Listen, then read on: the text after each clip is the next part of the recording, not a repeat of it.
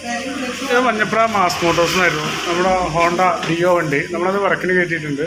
അതിൻ്റെ front tyre മാറാനും അതുപോലെ എഞ്ചിൻ ഓയിൽ ചെക്ക് ചെയ്തിട്ട് മാറുക, അതുപോലെ ഇൻഡിക്കേറ്റർ വർക്ക് ചെയ്യണില്ല, ആ വർക്കിന് വേണ്ടി കയറ്റിയിട്ടുണ്ട്. അപ്പോൾ ടയറും ബാക്കിലെ ടയറാണ് ശരിക്കും നമുക്ക് മാറേണ്ടത്. അപ്പോൾ പുതിയ ടയർ നമ്മൾ ഫ്രണ്ടിലേക്ക് ഇട്ടിട്ട് ഫ്രണ്ടിലെ ടയർ ബാക്കിലേക്ക് ഇട്ട് റൊട്ടേറ്റ് ചെയ്യുന്നുണ്ട്.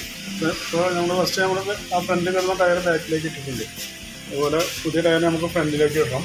പിന്നെ ഫ്രണ്ടിലെ ബുഷ് ഈ സെറ്റുകളൊക്കെ കംപ്ലൈൻറ്റ് ഉണ്ട്. അപ്പോൾ ടയർ മാറ്റുന്ന കൂട്ടത്തിൽ തന്നെ ഈ ബുഷ് കിറ്റുകൾ മാറണം കേട്ടോ. ഇത് നല്ല രീതിയിൽ പ്ലേ വന്നിട്ടുണ്ട്. അപ്പോൾ ഈ 2 ബുഷ് കിറ്റും അതുപോലെ ഈ ഗ്രീൻ ബുഷ് ഷോക്കപ്പിൻ്റെ ബുഷും മാറ്റിയിട്ടൊന്ന് റീസെറ്റ് ആക്കണം.